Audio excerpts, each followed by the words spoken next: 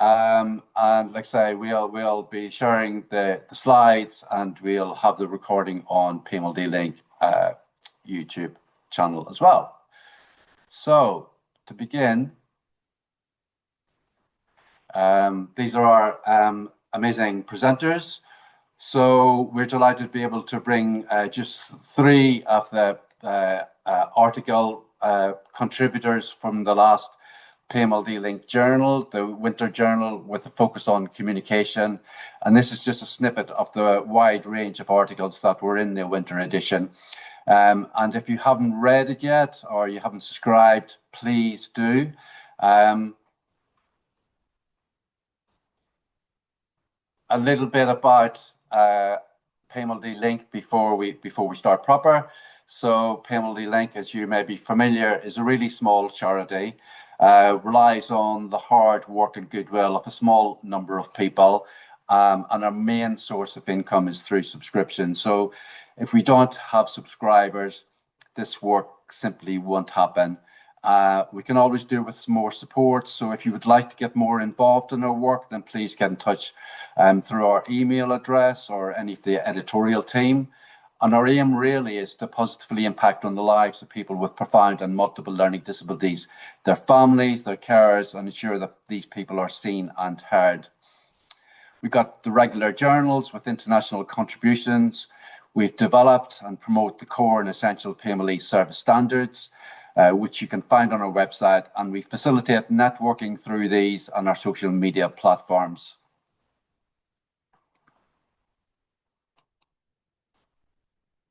So within this latest journal, the winter journal, I counted 19 articles from parents, academics, and a wide range of professionals across education, health, social care, and leisure sectors as well, from different countries also. So it's truly international. So also within the packed journal, you'll find book reviews and sector updates. So well worth making sure that you are accessing that and subscribing to it. All of this related to people with profound and multiple learning disabilities. And where else would you get that? And for a few pounds only a year, so absolutely nowhere. So please engage with that. Before we start, heads up that the next journal is focused on sensory engagement as a tribute to two people who sadly both passed away late last year, Richard Hurstwood and Flo Longhorn, both champions for people with profound and multiple learning disabilities and both pioneers in the field of sensory learning and engagement. So we invite you all to share reflections, ideas, and practice on this wonderful topic for the next journal. So do get in contact. All contributions need to be in by the 9th of February. So there's still loads of time to engage with that. So we will crack on now and have our first presentation from Sheridan Forster, who's all the way from Tasmania. So if I hand it across to you, Sherry, to introduce yourself. Good. The introduction is the hardest part of my presentation because I have an acquired disability. Oh dear, and my captions are over the top of my presentation. Okay, that's a bit better. So I'll skip the introduction to myself and you can work that out as we're going along.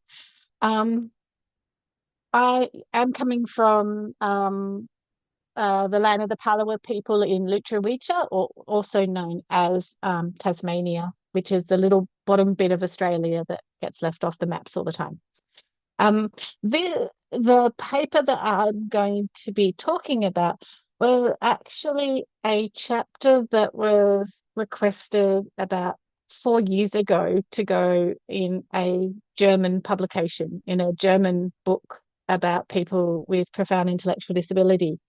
And I was asked to write a chapter on AAC, or augmentative and alternative communication, and people with profound intellectual and multiple disability. And I found that I sort of said to them, I'm not sure if I can do that because it depends on what you define as AAC. Um, and which is pretty much what I did in the chapter. What I ended up doing is saying that there's two areas of research on communication and people with profound intellectual disability that are quite separate, and that separation causes some problems and challenges and pros and cons. So in the chapter, and so what's happened with the one that's in the magazine, that's a wonderful uh, squish up, mash up of what was in the chapter. But I'm going to cover through the main bits that are in the chapter, which you can get the original English version or the German translation. And so what I'll start with in the chapter is that diagnosis of profound ID is complex, and it's influenced by many things, including the person's access. You cannot know if somebody has a profound intellectual disability if you don't know what their vision is and you don't know what their movement capacity is. Um, so you have to sort of work those things out before you can say that this person has a profound intellectual disability or not, um, which then leads into some of the other issues. So in those early years before you define it or before you can say somebody has a profound intellectual disability, you need to see whether the adaptations are made so that sensory information can get in, so that means of expression are available there. Some people who you might have thought has a profound intellectual disability, if they're set up with the right equipment, the right access to information, the right means to express themselves, show that they don't have a profound intellectual disability. They have a profound need for adaptations to be able to express and understand. So I do start the chapter with that recognition. Um, I also highlight the need to distinguish between severe and profound intellectual disability, because what we see in research a lot of the times is studies that 75% people with severe intellectual disability, 25% people with profound intellectual disability, assertions that are made based on the success of the people with severe intellectual disability, and then the research is saying this is successful for people with all disabilities. So there's risks if you don't know the group, there's risks of misattribution. So what I suggest in the paper is that there's two very distinct groups of literature. There's the traditional AAC literature, and then there's how the profound intellectual and multiple disability literature, usually marked by a paper uses the term AAC. They quite often mean a particular type of communication approach, particular type of thinking about communication. Um, and there's a big split, and there's a split in practice if people say, I am using AAC versus I am looking at pain, or I am looking at how people express emotions, or even I am looking at how people do art. Those literatures are quite distinct and don't tend to cross over very much. So in the AAC, it's often, even though the definition was supposed to be about all means of communication, most AAC, when it's mentioned, it's actually just talking about devices. It might occasionally be talking about picture books, um, and it's mainly based on the concepts of intentionality. It's based on the idea of a robust teaching the person. If you don't teach the person a robust form of communication, then you're not doing well enough as a therapist or a teacher. Um, and it's very much of we will train people to learn symbols to express themselves, to learn symbols to be able to understand what's going on. That's the dominant sort of AAC literature. the other sort of literature pulls on more about the relationship between two people and how information is worked out between two people. So often in assessing, if you go in with a particular mindset around devices, you'll be assessing certain things. If you go for a mindset that's looking at relationships or intensive interaction or how meaning is constructed between two people, you get a different situation. In the chapter, I've separated some of, I guess, the assessing approaches to be communication and communication. And when I talk about communication, I'm talking about that area of communication, which is about reading the cues of a person, sort of sitting back there, reading the cues and saying, oh, this is what the person seems to be meaning. And that came up very much sort of in the 90s, the 80s and 90s, when people recognize people are trying to, that you don't have to use words, that you can use other ways to communicate functions. And, that communication was happening but pre-intentional. And it was all about writing down people's cues and responding to people's cues. My thinking around communication, so TWO, is the type of communication that involves two people sharing meaning between each other. So what I've seen in some communication reports and assessments and approaches is a tendency to either just look at cues, just look at personal communication dictionaries, just look at even all about me books, those sort of things, and sometimes be just about, oh, these are all the cues that people are giving you. Whereas I'm more interested in what's happening in the twos.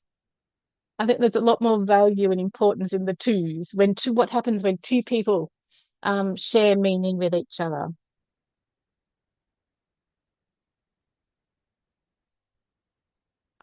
So similarly, we've got communication constructed as two very different things about sort of intention and symbols and learning to become intentional and learning to be able to use symbols, or we've got communication as shared meaning and relationships. In intervention, we can see those splits as well. And that can be a big tension, particularly for, I think, teachers and speech therapists. If they feel like, oh, we've got to be training the symbols, they might lose out on the other area of working on relationships. So what I've suggested here, that often this training of symbols is all about advancing future skills. The idea is that we're going to work on communication by getting the person with disabilities to learn new skills. What I'm suggesting as an alternative is a perspective of enhancing the present skills so that the fit between the person and their partners is better. And that might be, that could be as simple as saying to partners when they come to a meeting, don't wave at the person from the other side of the room and say hello. That's not communication. That's not communication. You need to actually sit down, reach out your hand, hold out your hand, wait for the person to then reach out to your hand, give the person's hand a squeeze it back, and then wait for them to respond back. You need to adjust yourself to become meaningful to that person.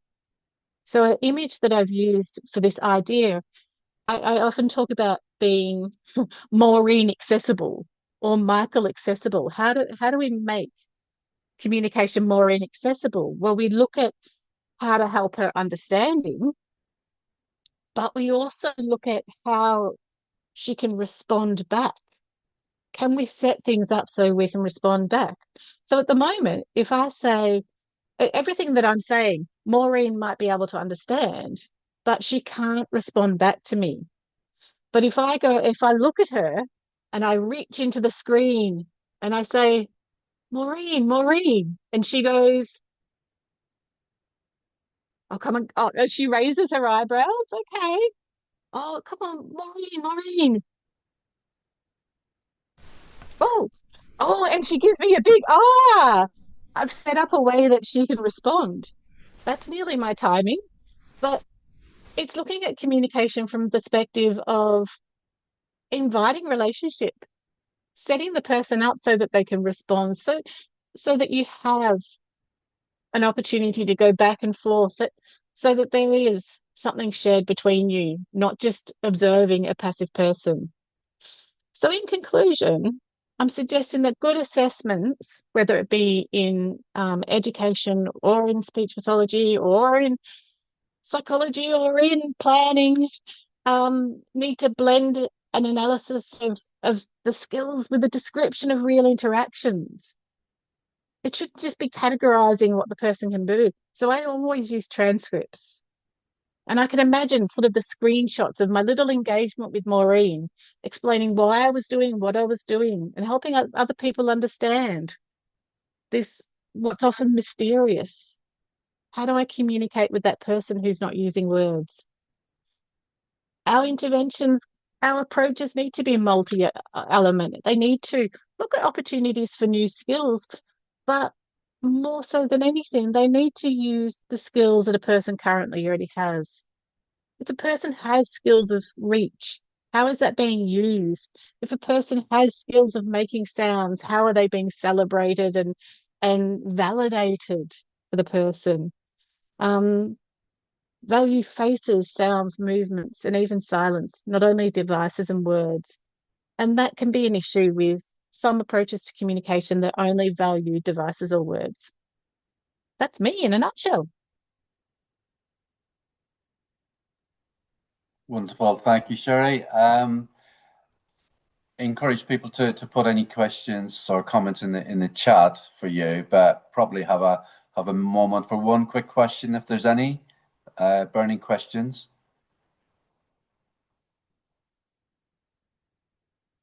If not, thank you so much, Sherry, and move across to Danielle and Jill from PAMIS.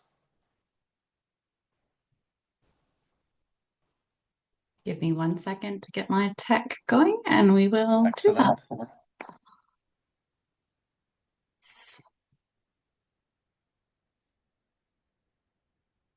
Here we are. Right, I'm a bit slow, but here we are. Can everyone see okay?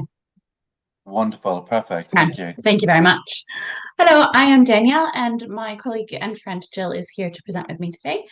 And we are going to actually follow on perfectly from what Sherry's just said, that you've got to value faces, sounds, and movement, and not just the words from somebody to receive their whole communication.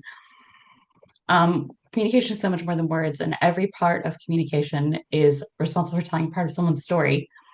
But it's up to us to figure out how we hear that beyond what they're telling us. So before we go any further, I will introduce myself.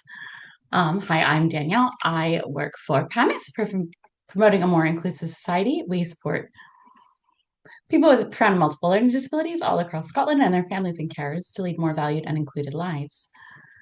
As a human, I am an avid reader, a coffee drinker, and lover of cats and cold weather and a really good book. I became disabled overnight at the age of 17, which shaped my life in a lot of challenging and really beautiful ways. You will notice that my breath will catch. I might just stop speaking. This is all kind of a part of that, which is why Jill's here to support me and make this more of a conversation so you're not just listening to me. In a professional capacity, I'm a qualified social worker with a background in psychology and creative writing. And I've used kind of all of these to come together, and I've got a really deep curiosity and love for understanding communication in an individual and community level. That is me. Jill, can you introduce yourself? Yeah, and for the record, I don't think there's anything wrong with just listening to Danielle. I'm quite happy doing that all day. So, well, my name is Jill. I work with PAMIS, creating multisensory stories and resources.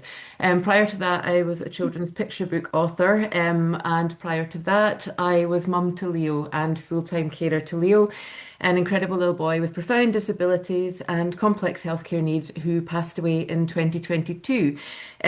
Through Leo, I was introduced to inclusive storytelling, and he has shaped, and what he taught me and everything has shaped every part of life and my practice ever since.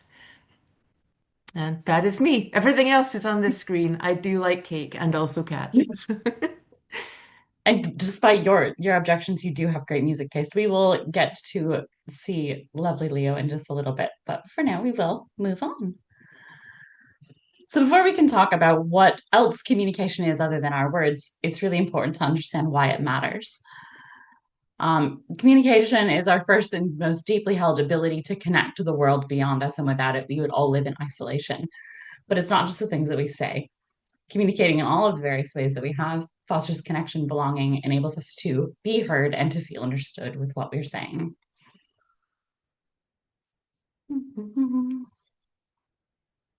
Communication is a relationship. The way that we communicate is a living and breathing part of who we are, and it changes alongside of us every single day. We've all watched somebody's face fall when they don't like something that they've been told, or seen somebody startle at a new sound or sensation. These are all forms of communication. We use them to tell our stories of how we experience the world.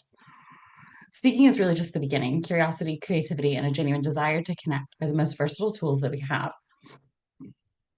They're, as written here, it's the most powerful tool that we have to build the relationship between our inner worlds and the shared outer world that we all inhabit. Communication is a lot of things, but it is, as noted here, relational, changeable, embodied, and sensory. It is not transactional, it is not static or limited by language, and it is certainly not one-dimensional. It is really important to note that how you communicate will change throughout your life. It may change because of energy levels and how you're feeling or what you're feeling, but it could just change over time through life experience or skill sets as those things change too. Remembering that communication is not static and is indeed a living thing is a huge part of understanding how we can communicate effectively. When communication changes, this does not indicate failure, it indicates humanity, and we just have to stay curious to continue to adapt.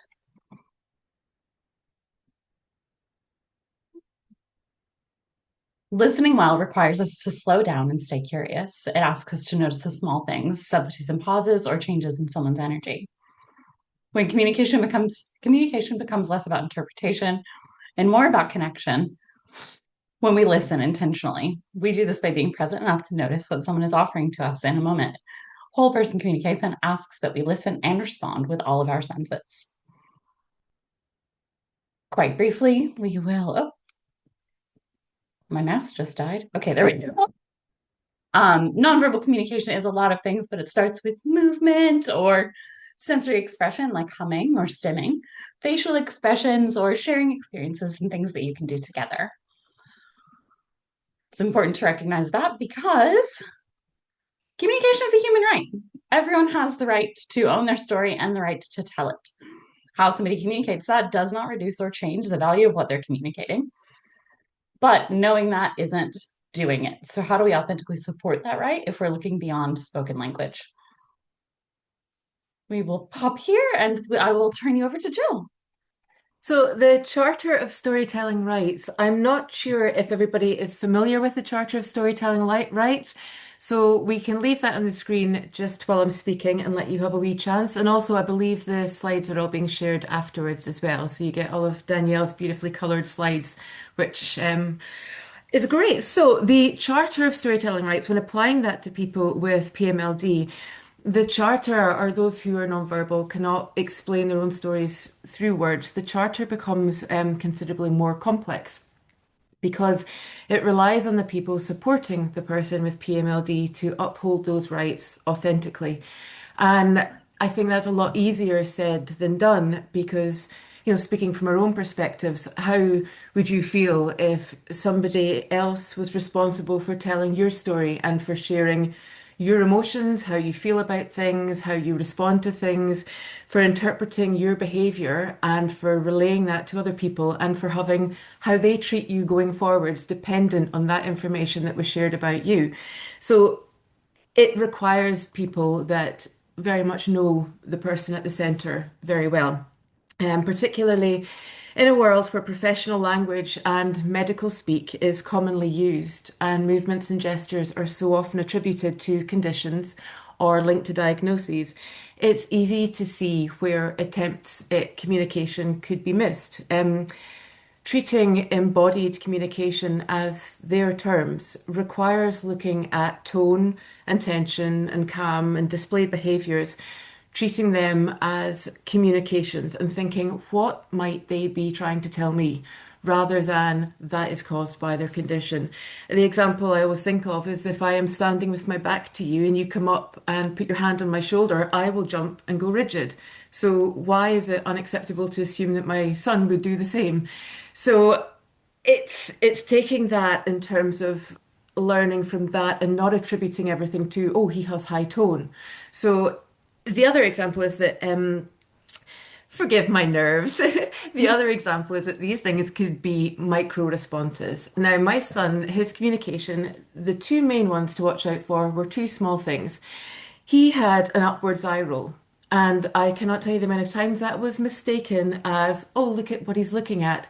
That upward eye roll is overstimulation, is him saying, I cannot handle one more minute of whatever nonsense you were doing to me.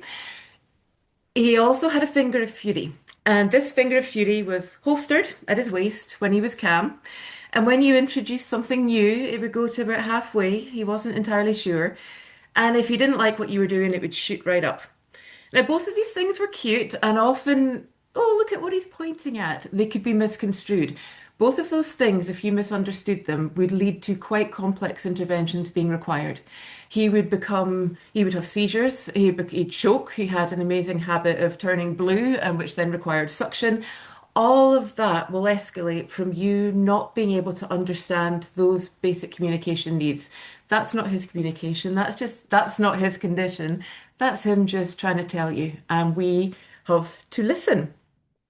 So having to listen as well. Where are we? It's Article 4. You've moved me on, Danielle. Skim. Sorry. That was fingers. Leo for yeah. So what we also need to do is acknowledge that listening to that person, one person cannot know everything about this person. People have their own different stories with people. A teacher, for example, will see different things to me. I would say that I knew Leo better than anybody, but I could not tell you how Leo would react to a class of 7 other children. So despite knowing him best, I have to acknowledge then that that teacher can contribute something that I don't know. That the nurses that see him in a different context can contribute something that I don't know. And it's only by talking and sharing what we are all observing with each other can we actually start to paint the picture of who Leo is and what he's trying to tell us. As I would say, it's not sugarcoating anything as well, because that can actually be very difficult. If somebody is exhibiting what could be called challenging behavior or a lack of engagement, what you do need to do is look at that and look at what that actually means as their strategy, if it's their terms, what they are trying to tell us. And that requires you to look at it from the perspective of something in their world is not working for them. Something is not right for them. I'm maybe the problem here. And not a lot of people like looking at a situation and saying, oh, hold on, maybe I'm wrong. As Danielle said in her article, the heart of communication lies in that curiosity. It requires people to be open and curious and responsive to the possibilities of communication and be vulnerable. And now we can skim on to Leo. There he is. So, as I said before, it's about being vulnerable, and that vulnerability comes from the example I would give is I know my son more than anything. I wanted what's best for him, and I would say I know him better than anyone. Please don't tell his father I said that, but I can't read his mind. As much as I wish I could not read his mind. So, as much as I wish that I could, I have to admit that I could not and did not get it right for him all the time. I have to be okay with getting that wrong. Now, that is actually a really, really hard thing to acknowledge. Sometimes it works out. The story that I tell when we're talking about this is a garden story where I had, Leo was at home, I had my whole list of things that we were going to do. I had all the sensory items, I had wind chimes, no less than 6 different kinds of wind chime. We were all good to go. And he was so agitated and so frustrated and extending and screaming. And I was thinking, I was so down. And I thought, right, well, clearly he's just agitated today. Let's just forget it. And I'll admit I attributed that to his condition. So, but as soon as I backed off, he immediately calmed down and we were listening to the trees, we were listening to the birds, the lawnmower in the distance. He completely relaxed and he let me step into his world with him. it wasn't him it wasn't his condition. It was him basically not buying what his mummy was selling. He didn't want to be doing what I was trying to make him do. So respecting him is letting him tell me. So next time I know. And we pay attention and I talk to people and I share it and he's just a little bit better known because of that. Um, Sometimes it works out in that case. Sometimes we don't get the fun story to share. I've learned a lot in my time at PAMIS, and it's made me think about the things that I've learned since Leo passed away. They made me think of all the times, even preparing for this, that I have let him down and mistaken those communications. That is hard, and you have to be vulnerable and face the reality that you will get it wrong. That some people may know some things better than you, that you can't put yourself first in that situation. You are one part of the whole picture. And the reason for my quote there is at your core, you have to believe the person is worth it. And I know that can sound a little harsh, but for me, I love my son more than anything. So for me, I was constantly wanting to hear what he had to say. I wanted to know him. And if you want to hear what somebody has to say, if you can stay open and you can stay curious, then it's a lot easier to overcome everything that comes your way. It's what is your motivation in that situation? Thank you, Jill. I love the way that you put that forward because it is quite vulnerable to be willing to hear someone else's communication in their way, which leads on to my own story. So I mentioned at the beginning that I became disabled overnight at the age of 17. I received a diagnosis that led to emergency surgery that went wrong. Um, and in the kind of aftermath of that, I spent 9 weeks in a hospital, unable to move, unable to speak. And those around me were suddenly responsible for, at the age of 17, which is a really vulnerable time for your mom to be the one making all of your decisions again.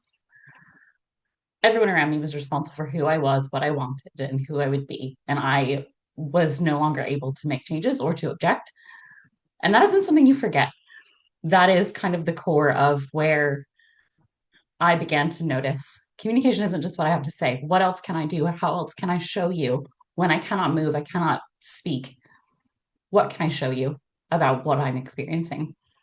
So that's just my kind of flip side from the internal of Jill's external. So what do you do when you when you realize that you maybe no matter how hard you try, you can't speak for somebody the perfect way every time or hear them the perfect way every time? We all have a communication toolbox. So we will all each kind of have our own. We'll just look at some of the tools that are available to help develop effective holistic communication and how they might look. We'll start at a very practical look of a game that I developed.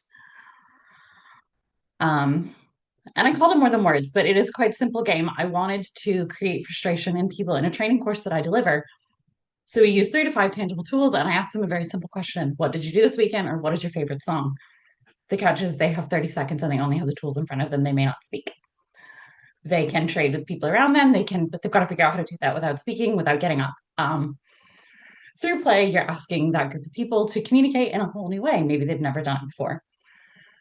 I thought this was quite a functional tool, but when I presented it to Jill, she had this really incredible outlook of saying, actually, it's really, really a simple but frustrating way to put somebody into the situation they're putting others into.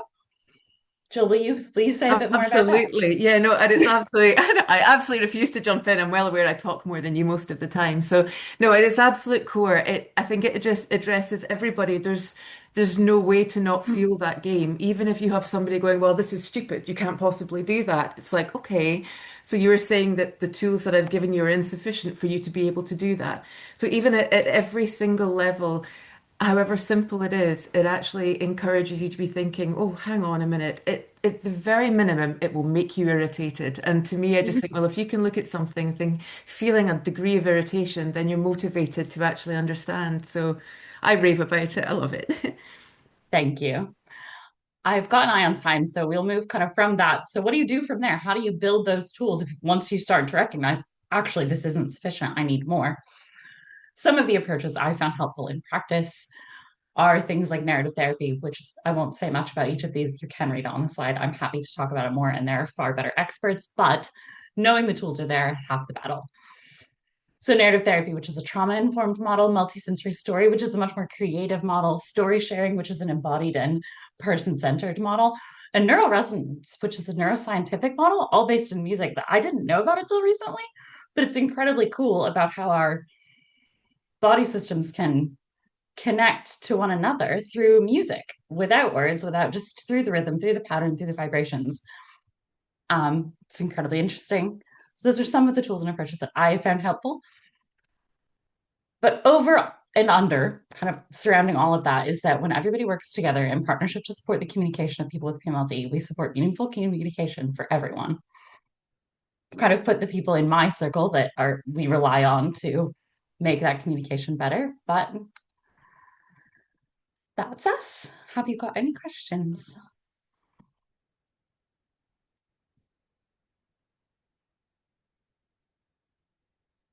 Any immediate questions for Jill, Danielle?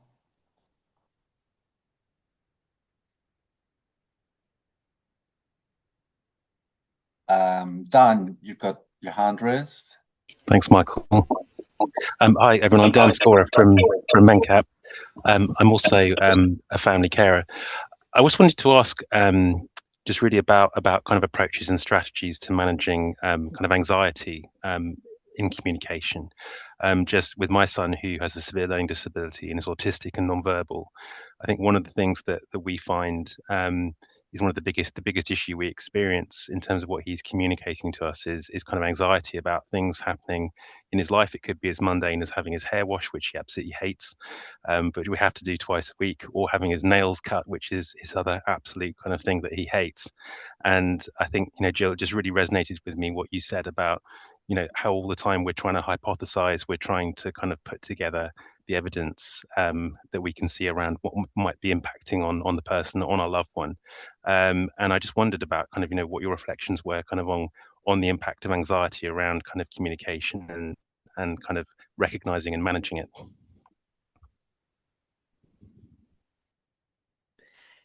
Yeah, absolutely. Well, if that's anxiety sort of around is that your own perspective from a carer perspective in terms of getting that right and misunderstood? Yeah, I mean, it's something I wish I had an answer to, because I am somebody that will forever look at every situation and feel like I've got it wrong. And it's just that option of trying. But through, I mean, this is one of the examples I meant, through PAMIS now, I understand a lot more about sensitive stories that are developed, and ways through working with Maureen specifically about how story can actually be used to help have somebody used to something particularly that they don't want to be doing.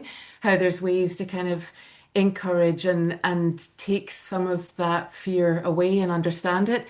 So for me personally, there are things that I didn't know at the time. So it's always in terms of that anxiety, it's just things like this are brilliant because you can find out more, and then there's too much. And what if you do miss something that's health wise because you think it's something else? So I have no good answers to anxiety, but I can point you in the direction, certainly, for things like the multisensory story and the getting used to things that aren't enjoyable in ways that could actually be supported. And I'd imagine probably Maureen or Danielle might have something a little bit more professional to add in there, but Story support and getting real comfortable sitting in the discomfort is really the key of what I've got. And it doesn't make it better, but sometimes it makes it a little bit more connected. Even if everybody's still anxious, we're not anxious alone. That's been really helpful for me in working with people who are not my family members, who I do step in and out of their lives. So I've got to be really conscious about my role. But that's all kind of I've got to add. But incredible question. Thank you for asking. Yeah, thank you, Dan. Thank you both for that. And I'm sure, Dan, you can sort of link in with PAMIS beyond today. Sort of Maureen Phillips is there as well. And Angela, sort of final presenter. Do you want to introduce yourself and your presentation? Thank you very much. Hi, I will try and talk and do the tech at the same time. So my name's Angela Lydon, and I'm the National Manager of a sports programme for people with PMLD and complex needs. And I have there we go. That's the presentation up and running. Perfect. My background is in teaching PMLD, and I also, back at university, which seems like a very, very, very long time ago now, I did a degree in psychology and cognitive education, which is a Hungarian education system for people with motor disabilities, which is kind of where my curiosity and passion for movement came from way back when, which as my career progressed, because I went straight into special schools in the UK, that passion manifested itself with a combination of making sure there was high quality postural management and movement going on in my PMLD classroom, and being PE lead of my whole generic special school, of a whole range of people across many departments, as well as working in the PMLD department, where I started off from the very simple thing of just make them move more, which is where we were at with the PE curriculum at the time. And this led me to the Motor Activities Training Programme, which I am now National Manager for, as MATP, as we call it for short, became the PE curriculum for my PMLD learners at the school that I was teaching at the time. So MATP. MATP is the Special Olympics sports and physical activity programme for people with complex support needs. We use the term complex support needs because you just need a shorthand. So who are our MATP athletes? So we have a huge range of athletes who access PE, sport and physical activity through MATP.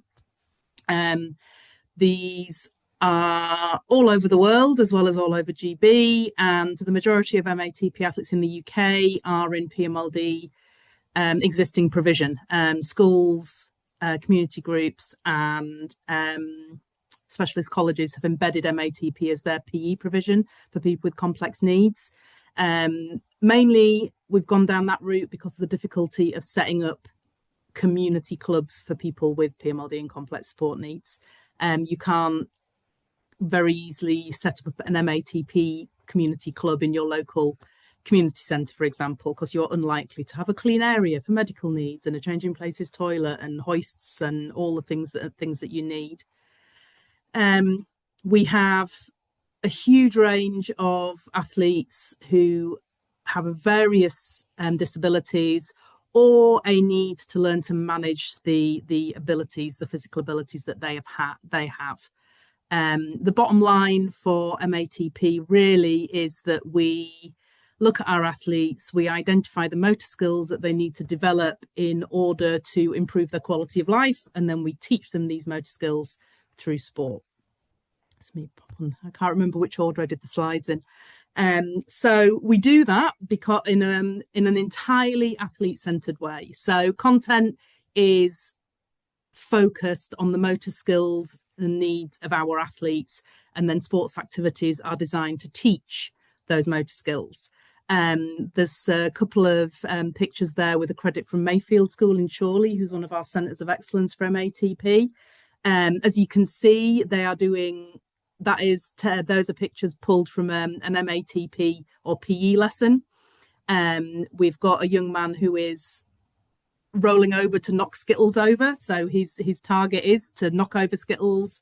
He's doing that by rolling. It's a sports activity, but at the same time, it's developing his independent mobility, which can be very, very useful amongst other things for being able to roll himself over in bed at night so he doesn't wake up the whole family needing to be repositioned, which is what happened with one of our athletes. His family slept through the night for the first time because he was finally motivated in happy, cheery, upbeat PE lessons rather than one-to-one dull physio sessions to roll himself over. And so he learned that skill, he developed that skill by knocking over Skittles, by reaching for things, by doing sports activities. And then that gave him the physical ability and motor patterning to roll himself over in bed at night. So he didn't wake up his mum and dad going, "Can you roll me over, please?" So yeah, that's how we have that link through from motor skills that these guys really, really need to sports activities. Same with the young girl there who's using the steps in her MATP session. There's things, sports orientated things set up at the top, a ramp to push a ball down, skittles to knock over. But at the same time, she's working on crawling up the stairs. So if we have a family, for example, who are saying motor skills wise, we really can't get the adaptations in place at home. We're really struggling. They're too big to carry now. Can you work on getting them up the stairs? Like, well, yeah, we'll work out a way of designing sports activities that can promote the skills needed to get upstairs. So that's how it works, and that's how we are an athlete-centered program, and we are really focused on building out from our athletes. We don't advocate for taking a sport and then breaking it down into teeny pieces until it's almost unrecognizable. If the young person who's rolling over and is really enjoying skittles, if he needs to link that to a mainstream sport to continue that motivation, then that's what we do. If the young girl climbing up the stairs, if she has a family who are Wimbledon obsessed, for example, then maybe on the top of those steps there'll be a tennis racket, and she'll do her striking activity when she gets to the top of the stairs with a tennis racket, because that mainstream sport is going to motivate her and get her moving better. But we wouldn't like shoehorn tennis in for the sake of tennis, because we're about the athletes. That makes sense. I'm used to having 2 hours to do this, so it's a bit garbled. I do apologise. So across the UK, MATP is embedded as PE provision for students with complex support needs. And athletes participate in MATP training once a week as timetable PEs, what we recommend. We've got a fabulous session there at the top with our MATP lead in Kenya. I sit on an international committee with Tanya. She's fantastic. So there's an MATP session there. And then we have another example of an MATP session, once again, with credit to Mayfield School. This is all on their website underneath their PE provision. So it's all about the training. We really, obviously, with PMLD individuals, if you are going to really master new motor skills, you need to be practicing them in a million different ways. But we just feel that alongside hydro and rebound and physio sessions and OT sessions, PE has its place and should be up there on the curriculum for these individuals. And as far as how to run a session and how to timetable MATP, we really do feel like we provide scaffolding when we deliver the MATP training, and we are very emphatic that this is athlete-centred, and we want our coaches to go away and take MATP with them and make it their own. So yeah, the training is really, really key, and the hard work that goes into those training sessions is also absolutely vital. But the icing on the cake for MATP is that we do have a genuine non-tokenistic competition pathway for our MATP athletes. Those two pictures on the left-hand side there are from the Special Olympics National Summer Games in 2017, when we had a national MATP challenge event. And a challenge event is an opportunity for athletes to showcase the level of skill and be celebrated for their progress. And it is very, very much about, once again, on their terms and showcasing their skills and levels of progress, in that if an athlete has been working towards, if their target for their term, for example, was to reach out, lift a beanbag, hold it, and then put it in a basket. If they've just got to the stage where they can reach out and get a grip of the beanbag, that's what they will showcase at their challenge event. It doesn't matter that they've ticked somebody's box and got it into the other basket or not. If they have made that progress of being able to focus on the basket, get the arm moving, reach out and get hold of a beanbag, that's going to be massive for them. So that is what they will showcase at their challenge event. So yeah, it's about the progress, not ticking a box and achieving a whole skill that's important within MATP. So that, I'm not even sure what time I'm meant to be finishing. And so that's kind of like a garbled nutshell version of MATP. We believe around 5,000 to 6,000 children and young people in special schools across the UK participating in MATP on a weekly basis. And we represent around 50% of all the athletes in Special Olympics GB as a result of our partnership with schools and community provision and colleges, etc. And we are, yes, very, very passionate about children and young people with complex support needs, having genuine access to fully inclusive and relevant physical education, just like everybody else. So that's where we are coming from. And there any questions? There is regular MATP online training available on a monthly basis, which you can pick up from the MATP SOGB website link. You just book on via Ticket Tailor. If there's anybody with schools who would be interested in the whole school training, just give me a shout. I've got a hand up. Yeah, go on. Is it? I can't. Not sure if I want to pronounce it. My name is Kata. I am a conductive education teacher from Hungary, working in the UK as an assistant head teacher at Roseville Free School. I think my question would be, even though you talked a lot about having PE lessons and separating it from the other parts of the day, how do you ensure that holistic approach that you bring from conductive education, that you integrate movement into other activities as well? That's a difficult. I mean, MATP is fundamentally a sport. So if I'm talking specifically about MATP, then I am talking about those PE lessons and that sport. I obviously, as a PMLD teacher, and a conductive education teacher, I would advocate for as much active movement as possible. I think MATP can really lend itself, for example, if you have an individual who you really are wanting them to sit independently on a stool, for example, or a bench or whatever, if we take that as an example, then if you will have them independent sitting in their morning circle, if possible. You will have them independently sitting for any activities, whether using their hands, things like that. And you can really, really build on that skill that you're working off in lots of other areas by challenging them in MATP. So they could well do overhead throwing, for example, because you're really challenging your core there. You're fighting the momentum. You could have reaching out to the side to knock over skittles, things like that. So you're working on self-righting. So within MATP, you are working on those skills, but not in isolation. So that it's not an expectation that you would only work on sitting stability in MATP. It's that those sessions provide an additional layer of how you can challenge that skill and work on that skill. I was a move practitioner. I don't know if you're familiar with move.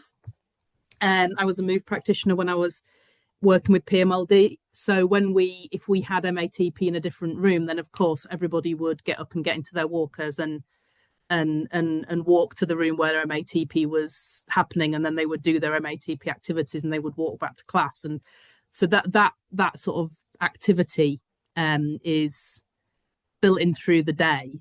But MATP itself is a sport, so those sessions are quite different. They remain different and novel and to the other things. Does that make sense? I don't feel like I've done a good job there particularly. No, I think you basically answered my question. So you still want to separate movement and have focused movement sessions as well as implementing it into everyday. Yeah, it's not instead. It's and not focus instead. on the functional activity as well. Yeah. So yeah. Okay. No, that's perfect. Thank you.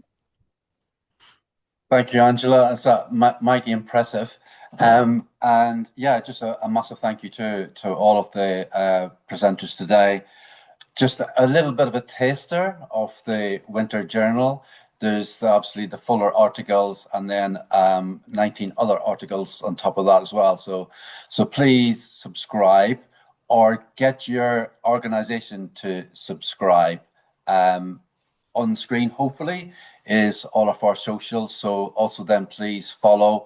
Key part of PMLD Link is networking, getting people together. So please access our social media and YouTube channel as well, and make contact if you have any queries, and make sure you're sort of mindful of that next journal topic, sensory engagement.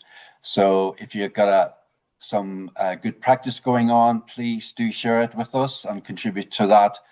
And then I think it is pretty much time to finish. If there's any further questions, we'll get them answered to you as well. But just remains for me to thank the presenters. Thank you all for coming along and taking this hour out. And going back to something Jill said, just to repeat that if you want to hear what someone has to say, be open, be curious, and be vulnerable. Thank you very much. Thank you. Thank you. Thanks. Thank you. Thank you, everybody.